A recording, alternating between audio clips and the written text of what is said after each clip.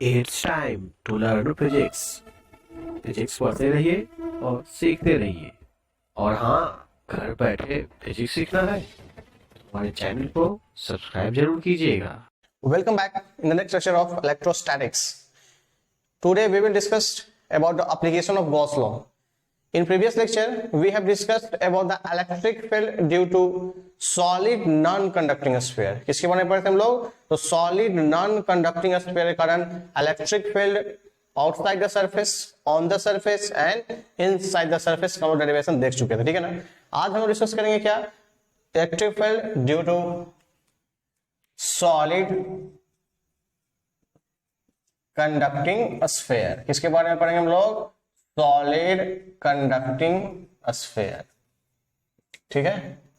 चलिए समझिएगा, आप लोगों को बताए थे, हम लोग बताए थे क्या कि अगर कोई भी कंडक्टर कैसा हो, सॉलिड हो, कैसा हो, सॉलिड कंडक्टर रखा हुआ हो, और अगर हम इस पे क्या देंगे, चार्ज, क्या देंगे, चार्ज, तो ध्यान दीजिएगा यहाँ पे डिस्ट्रीब्यूशन मास का पूरे वॉल्यूम में भी है कि नहीं है, पर जैसे ही चार्ज हम इसको देंगे सारा का सारा चार्ज कहाँ फ्लो कर जाएगा, हम सरफेस, क्या, क्योंकि ये कंडक्टर है, ठीक है ना। तो कंडक्टर का सारा चार्ज कहाँ से रहता है, उसके सरफेस पे रहता है। इसका मतलब यहाँ पे जो भी चार्ज का डिस्ट्रीब्यूशन होगा वो सिर्फ सरफेस पर होगा, यानी सरफेस चार्ज डिस्ट्रीब्यूशन, ठीक है। तो इसी कॉन्सेप्ट को ध्यान में रखते हुए हम लोग ड्राइव करेंगे क्या करें, electric field solid conducting sphere के लिए क्या होता है, ठीक है। तो ध्यान दीजिए, सेम प्रोसेस क्या किए हम लोग, एक सॉलिड स्फीयर ले लिए हम लोग, ठीक है। इस पे चार्ज कितना है, क्यू चार्ज है, हम लोग क्या किए, क्यू चार्ज रख दिए। ये कुछ भी नहीं है, बस अगर पुराना लेक्चर को ध्यान से देखे होंगे, समझे होंगे, तो जो हम स्टेप बताएं सिर्फ उसी को फॉलो करेंगे और हमारा डेरिवेशन ऑटोमेटिक क्लियर हो जाएगा, ठीक है। देखिए ध्यान से, इस पे टोटल चार्ज कितना रखा हुआ है, Q charge, Q positive charge रखा हुआ है, ठीक है ना। तो फर्स्ट क्वेश्चन जो आपसे पूछा जाएगा ड्राइव करने के लिए वो है first point outside the surface, point outside the surface. तो अगर आउटसाइड सरफेस मतलब क्या हुआ, ध्यान दीजिएगा, ये हमारे पास एक पॉइंट है जहां और सेंटर से इसकी डिस्टेंस कितना है, आर डिस्टेंस पे रखा हुआ है। आपको इस पी पॉइंट पर इलेक्ट्रिक फील्ड फाइंड करना है। क्या करना है, पी पॉइंट पर इलेक्ट्रिक फील्ड फाइंड करना है, ठीक है। तो गौर कीजिए क्या तरीका हमारे पास, तो सिर्फ एक ही तरीका का तरीका देखना है, बॉडी कैसा है। उसके बाद हम क्या ड्रॉ करेंगे, गॉसियन सरफेस। और गॉसियन सरफेस हमेशा कहां से बनेगा, तो जिस पॉइंट पर हमें इलेक्ट्रिक फील्ड निकालना है उसी को पेरीफेरी मानते हुए हम लोग क्या करना है, ड्रॉ करना है गॉसियन सरफेस। अब बॉडी स्फेरिकल है तो कैसे बनेगा गॉसियन सरफेस, तो गॉसियन सरफेस भी हमारा स्फेरिकल ही बनेगा। तो अगर हम स्फेरिकल बनेगा तो हम क्या करते हैं, इस पॉइंट से लेकर एक गॉसियन सरफेस ड्रॉ कर लेते हैं। गॉसियन सरफेस हमारा ड्रॉ हो गया, ठीक है ना। अब गॉसियन सरफेस तैयार हो गया तो अब ध्यान देंगे इस पॉइंट पर क्या, इलेक्ट्रिक फील्ड। तो अगर ये पॉजिटिव चार्ज है तो क्या इलेक्ट्रिक फील्ड बाहर की ओर होगा।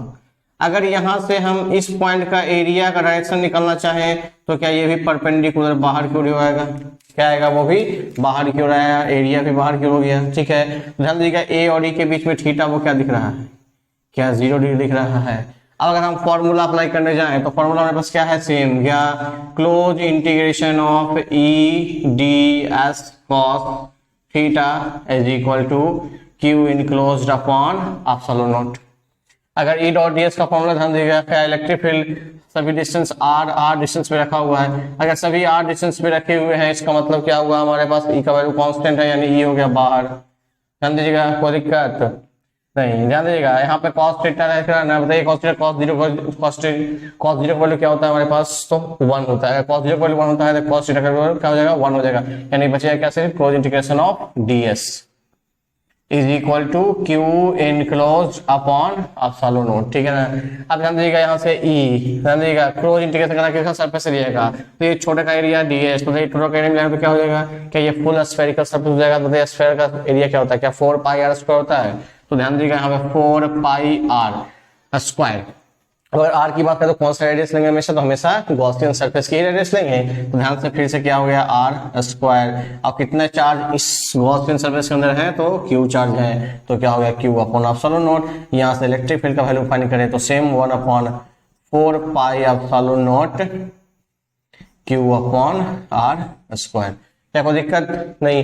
डेरिवेशन क्या है, सब सेम, कुछ भी नहीं करना है, बस सिर्फ क्या उसको रिवाइज करना है हमें पुराना लेक्चर को। अगर पुराना लेक्चर को क्लियर है, अगर नहीं समझ में आ रहा है तो आप पुराने लेक्चर को फिर से देखिए और वहां से सीखिए कि कैसे प्रोसेस हम लोग किए थे इलेक्ट्रिक फील्ड निकालने के लिए, ठीक है ना।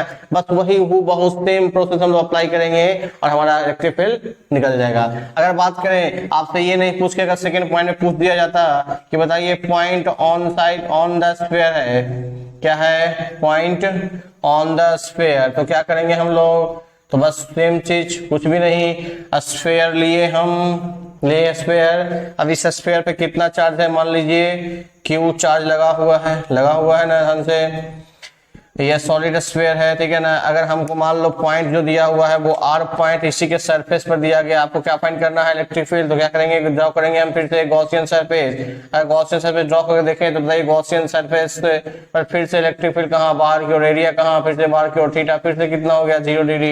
अगर थीटा फिर से 0 डिग्री हो चुका है यानी कॉस थीटा का वैल्यू क्या हो जाएगा, यहाँ से फिर से 1 हो जाएगा। और अगर गॉसियन सरफेस के चार्ज की बात करें तो फिर से चार्ज किया आपके पास क्यू का क्यू चार्ज ही है। और अगर इसके एरिया की बात करें तो यहाँ पर 4 पाई आर स्क्वायर है, यहाँ पे आर का वैल्यू स्मॉल या कैपिटल आर, तो अगर इस स्फीयर का रेडियस कैपिटल आर है तो इसका मतलब यहाँ से यहाँ डिस्टेंस भी क्या होगा हमारा, कैपिटल आर ही होगा। तो अगर इसको हम लोग ड्राइव करने जाए तो फिर से हमारा फॉर्मूला आएगा E = 1/4 pi epsilon not Q upon capital R square. तो ये हमारा फॉर्मूला किसके लिए हो गया, पॉइंट ऑन द स्फीयर। अगर हम मान लें थर्ड पॉइंट की बात करें, क्या है, पॉइंट इनसाइड द स्फीयर, कहाँ है, पॉइंट इनसाइड द स्फीयर। तो अगर हम इनसाइड द स्फीयर पे जाएं तो ध्यान दीजिएगा, अगर हम ये हमारा स्फीयर ये है, एक सॉलिड स्फीयर है और चार्ज प्लस चार्ज यहाँ सरफेस पे बना हुआ है। अगर आपसे पूछा जाए बताइए इलेक्ट्रिक फील्ड निकालिए, तो इलेक्ट्रिक फील्ड इस पॉइंट पे अगर आपसे पूछा जाए तो बताइए कि इलेक्ट्रिक फील्ड क्या होगा। तो गौर कीजिए, अगर यहाँ से गॉसियन सरफेस ड्रॉ करेंगे तो बताइए गॉसियन सरफेस के अंदर चार्ज कितना, अगर चार्ज ही 0 हो गया तो फिर फ्लक्स कितना, 0। अगर फ्लक्स ही 0 है तो बताइए क्या यहाँ पर इलेक्ट्रिक फील्ड 0 हो जाएगा।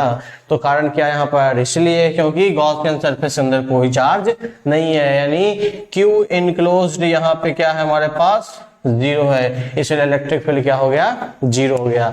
तो अगर सॉलिड कंडक्टर की बात करें तो दो केस हम लोग पढ़ चुके हैं, एक नॉन कंडक्टिंग जो पिछले लेक्चर में ध्यान दिए, अभी क्या देख रहे हैं कंडक्टिंग स्फीयर। तो कंडक्टिंग स्फीयर में कुछ भी नहीं है, बस सेम डेरिवेशन फर्स्ट में हम लोग E = 1/4 Q upon small R square, जो कि उसमें भी सेम ही फॉर्मूला आया था। अगर बात करें हम लोग ऑन द स्फीयर की तो वहां पर भी सेमी फॉर्मूला आया था। इनसाइड द स्फीयर अगर हम जाएं सॉलिड नॉन कंडक्टिंग स्फीयर में तो वहां पे आया था KQR अपॉन RQ, पर यहाँ पे क्या हो गया 0, क्यों, क्योंकि इसके अंदर चार्ज ही मौजूद नहीं है। नेक्स्ट केस जो हमारे पास आता है, ये सॉलिड कंडक्टिंग स्फीयर, जरूरी नहीं है सॉलिड ही स्फीयर हो सकता है आपसे पूछा जाए हॉलो स्फीयर, कैसा पूछा जाए, हॉलो स्फीयर। बताइए हॉलो स्फीयर का किसी पॉइंट पर इलेक्ट्रिक फील्ड कितना होगा। तो अगर हॉलो स्फीयर बात है तो कुछ नहीं करना है, सरफेस कैसा हो गया हमारा आपसे, अब बॉडी कैसा हो गया, हॉलो स्फीयर हो गया। अगर हॉलो स्फीयर हो गया, अगर चार्ज देंगे तो फिर भी कहाँ रहेगा, क्या सरफेस पर ही रहेगा। तो बताइए तो कोई फिगर में कोई डिफरेंस है, कुछ भी नहीं डिफरेंस है। अगर फिगर सेम ही है यानी कि क्या डेरिवेशन भी सेम ही मर जाएगा। इसमें भी देखना बॉडी चार्ज कहाँ पे है, सारा चार्ज सरफेस पे है, तो सेम डेरिवेशन करेंगे तो फिर हमारे पास फॉर्मूला क्या आएगा, सेम ही आएगा। अगर ऑन द स्फीयर पूछेंगे तो फिर से चार्ज कितना, जितना सरफेस पे चार्ज है क्या उतना ही चार्ज होगा, यानी फिर से formula Q upon capital R square हो जाएगा। और अगर हम अंदर जाएंगे तो बॉडी के अंदर तो चार्ज है ही नहीं, फिर से इलेक्ट्रिक फील्ड कितना हो जाएगा, 0 हो जाएगा। यानी कि जो डेरिवेशन हमारे फर्स्ट इसको क्लियर हो चुका है, मतलब पिछले लेक्चर का जो भी डेरिवेशन हम लोग जो किए वो अगर आपको क्लियर है तो कोई भी डेरिवेशन में आपको दिक्कत नहीं होगा, चाहे वो क्वेश्चन आपके लिए सॉलिड नॉन कंडक्टिंग लिखा हुआ हो, सॉलिड कंडक्टिंग स्फीयर लिखा हुआ हो, हॉलो स्फीयर लिखा हुआ हो, तीनों केस के लिए आपका डेरिवेशन क्लियर है। बस जितना पॉइंट आपको हम समझाए हैं उस पॉइंट को क्लियर करिएगा। देखिएगा बॉडी कैसा है, फिर देखिएगा किस पॉइंट पर इलेक्ट्रिक फील्ड निकालना है, फिर कैसा बनेगा गॉसियन सरफेस। अब जिस पॉइंट पर इलेक्ट्रिक फील्ड निकालना है उसी पॉइंट को पेरीफेरी मानते हुए क्या ड्रॉ कर देना है, एक गॉसियन सरफेस ड्रॉ करना है। अब गॉसियन सरफेस के लिए जब ड्रॉ कर चुके हैं तो हमारे पास फॉर्मूला एक ही है, वो है E dot cross integration of E dot ds is equal to Q upon epsilon not, और Q अपॉन एप्सिलॉन नॉट मतलब Q enclosed upon epsilon not. और इनक्लोज चार्ज अगर आपको पता है तो कुछ नहीं करना है आपको, E डॉट ds यानी इलेक्ट्रिक फील्ड और सरफेस एरिया कैलकुलेट करना है। cos थीटा की बात करेंगे तो हम लोग इलेक्ट्रिक फील्ड का डायरेक्शन देख लेंगे और सरफेस एरिया का डायरेक्शन देख लेंगे और दोनों को थीटा करके पुट करके वैल्यू निकाल देंगे। जितना भी फ्लक्स हमारे पास मिल रहा है सभी फ्लक्स को ऐड करके total Q upon epsilon not निकाल के हम लोग क्या कर सकते हैं, उसका इलेक्ट्रिक फील्ड कैलकुलेट कर सकते हैं। ठीक है, तो अगर नेट रिजल्ट पे उतरे कि हम लोगों ने क्या क्या सीखा इस स्फीयर के इलेक्ट्रिक फील्ड निकालना, तो सभी को हम लोग क्या करते हैं थोड़ा सा अलग अलग लिख लेते हैं। ठीक है, चलिए अब हम लोग देखते हैं कि हम लोगों ने जो पढ़ा था उसको फॉर्मूला को एक अच्छे ढंग से हम लोग रीअरेंज कर लेते हैं। ठीक है, ध्यान दीजिएगा हम लोगों ने पढ़ा क्या सबसे फर्स्ट यहाँ पे कि हॉलो स्फीयर, ध्यान दीजिएगा यहाँ पर क्या दिख रहा है आउटसाइड द स्फीयर, फिर क्या है ऑन द स्फीयर एंड फिर क्या है आपका इनसाइड द स्फीयर। यानी तीनों केस के लिए हम लोग फॉर्मूला लिखते हैं कि हम लोगों ने क्या क्या पढ़ा। ठीक है, तो फर्स्ट क्या था हमारा हॉलो स्फीयर, क्या था हॉलो स्फीयर। तो हॉलो स्फीयर तो ध्यान दीजिएगा क्या ये हमारा फिगर होगा, चार्ज क्या इस ढंग से अरेंज होंगे, कितना चार्ज रखा हुआ है इस पर, क्यू चार्ज रखा हुआ है। तो ध्यान देखिए हॉलो स्फीयर के लिए पॉइंट आउटसाइड द स्फीयर बोले तो इसकी रेडियस मान लीजिए कैपिटल आर है। ठीक है ना, पूछा कि आपको outside the sphere electric field कितना होगा। तो अगर हम आउटसाइड की बात करें तो फॉर्मूला क्या था हमारे पास, क्या था याद कीजिए, ए is equal to K Q upon R square. कौन सा आर, स्मॉल आर बोले तो डिस्टेंस फ्रॉम सेंटर। ठीक है, नेक्स्ट ऑन द स्फीयर, तो अगर इसके ऑन द स्फीयर पे हम आए तो क्या फिर से formula E is equal to K Q upon R square. वो कौन सा आर, कैपिटल आर स्क्वायर। कोई डाउट? नेक्स्ट ध्यान दीजिएगा इनसाइड द स्फीयर, तो सरफेस के जैसे ही अंदर जाएंगे क्या चार्ज क्या मिला हमको, जीरो, यानी इलेक्ट्रिक फील्ड भी कितना, जीरो। कोई दिक्कत है किसी को? अगर हम बात करें सॉलिड कंडक्टिंग स्फीयर, तो कंडक्टिंग स्फीयर का अगर फिगर हम देखें तो ये कैसा है, सॉलिड है लेकिन कैसा है, कंडक्टिंग है। तो चार्ज कहाँ रहेगा, अभी भी चार्ज इसके सरफेस पर ही होगा। कितना चार्ज, क्यू है, इसकी रेडियस कितनी है, आर। तो इसके लिए अगर फॉर्मूला याद करें तो क्या होगा, फॉर्मूला मेरे पास क्या सेम ही फॉर्मूला होगा क्या, तो फॉर्मूला जो है हमारे पास E is equal to same K Q upon small R square. अगर हम स्फीयर सरफेस पर जाएंगे तो E इज इक्वल टू हो जाएगा same K Q upon capital R square. और अगर हम इनसाइड जाएंगे तो फिर से इलेक्ट्रिक फील्ड कितना हो जाएगा, जीरो हो जाएगा। बात क्लियर है? नेक्स्ट अगर हम बात करें सॉलिड नॉन कंडक्टिंग स्फीयर का, तो इसका फिगर कैसे बनेगा हमारा, ध्यान दीजिए क्या ये सॉलिड है। अब अगर चार्ज की बात करें तो चार्ज क्या पूरा यूनिफॉर्म डिस्ट्रीब्यूटेड होंगे, तो चार्ज क्या होगा हमारा, यूनिफॉर्मली डिस्ट्रीब्यूटेड चार्ज है। ठीक है, तो अगर इसके कारण इलेक्ट्रिक फील्ड निकालना है आउटसाइड सरफेस, तो हमारे पास फॉर्मूला क्या है, same E is equal to K Q upon R square. अगर हम सरफेस की बात करें तो फॉर्मूला क्या था हमारे पास, E is equal to K Q upon capital R square. और अगर इनसाइड द स्फीयर की बात करें तो फॉर्मूला क्या, जीरो था इलेक्ट्रिक फील्ड, नहीं, क्योंकि इनसाइड अगर गॉस सरफेस बनाएंगे तो हमें चार्ज दिखता था, यानी कि formula K Q R upon R Q. तो ये था हमारा फॉर्मूला किसके लिए, इलेक्ट्रिक फील्ड डिफरेंट स्ट्रक्चर के लिए था ना। अब ध्यान दीजिएगा इस पर जो क्वेश्चन पूछे जाते हैं हमारा, तो बहुत से न्यूमेरिकल हैं जो हमारे कॉम्पिटिटिव एग्जाम इसके पर पूछे जाते हैं। ठीक है ना, तो इस पर इस ढंग से फॉर्मूला अगर आपको पूरा पूरा याद रहेगा तो इस पर भी आप कैलकुलेशन करके आप इजीली आंसर ला सकते हैं। ठीक है ना, अब क्या है इस पर कोई कभी ग्राफ पूछा जाता है, क्या पूछते हैं, ग्राफ, यानी इसका रिलेशन कैसे किस पर डिपेंड करता है। ध्यान दीजिएगा अगर हम बात करें इस स्फीयर की तो आपसे पूछा जाएगा कि बताइए कि इलेक्ट्रिक फील्ड किसके बीच में आपको ग्राफ ड्रॉ करना है, क्या ड्रॉ करना है, ग्राफ किसके बीच में, इलेक्ट्रिक फील्ड वर्सेस आर के बीच में, मतलब पोजीशन एंड इलेक्ट्रिक फील्ड के बीच में वो ग्राफ बनाना है कि पोजीशन जैसे जैसे चेंज करेगा इलेक्ट्रिक फील्ड की वैल्यू कैसे कैसे चेंज करेगा। ठीक है ना, उस पर ग्राफ बनाना, ध्यान दीजिएगा। तो अगर हम ग्राफ को ड्रॉ करें, चलिए ये हमारा क्या हो गया, इलेक्ट्रिक फील्ड, और ये हमारा हो गया आर। ठीक है, कोई दिक्कत, समझिएगा। अगर हम बात करें इस मिडिल पॉइंट को तो ऑरिजिन क्या होता है, जीरो जीरो, यानी यहाँ पे हमारा पोजीशन भी क्या है, जीरो है, और इलेक्ट्रिक फील्ड भी क्या है, जीरो ऑरिजिन पे। ठीक है ना, तो हम चेक करेंगे क्या कि हमारा इलेक्ट्रिक फील्ड किस ढंग से वैरी कर रहा है। तो अगर हम आर की बात करें तो आर से सबसे जो ये, अगर ये पोजीशन आर हमारा जस्ट सेंटर पे रहे, क्या रहे, सेंटर पे रहे, क्योंकि हम स्टार्ट करेंगे आर की वैल्यू क्या, जीरो से स्टार्ट करेंगे, तो हम क्या करेंगे, सबसे पहला पॉइंट इसी सेंटर पर मान लेंगे। मतलब ये सेंटर पर अगर पॉइंट रहेगा तो इलेक्ट्रिक फील्ड कितना हो जाएगा, तो क्या जीरो होगा, क्यों, क्योंकि चार्ज इनसाइड द स्फीयर है ही नहीं, यानी कि इलेक्ट्रिक फील्ड जीरो, यानी कि आर भी जीरो, इलेक्ट्रिक फील्ड भी जीरो, मतलब ग्राफ हमारा कहां शुरू हो रहा है, ओरिजिन से शुरू हो रहा है। ध्यान दीजिएगा ये ग्राफ ओरिजिन से बढ़ा आगे की ओर, ध्यान दीजिएगा।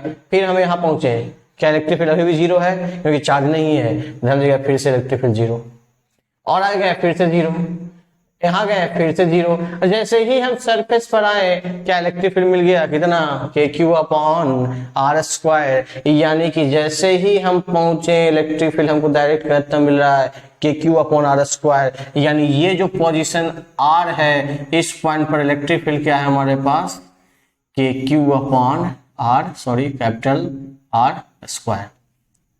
अब जैसे ही इससे दूर जाने लगेंगे तो गौर कीजिएगा ध्यान से, जैसे ही इससे दूर जाएंगे हम लोग तो क्या होगा, तो जैसे ही इससे आगे जाएंगे तो पॉइंट ऑन कहाँ चला गया, आउटसाइड स्फीयर चला गया।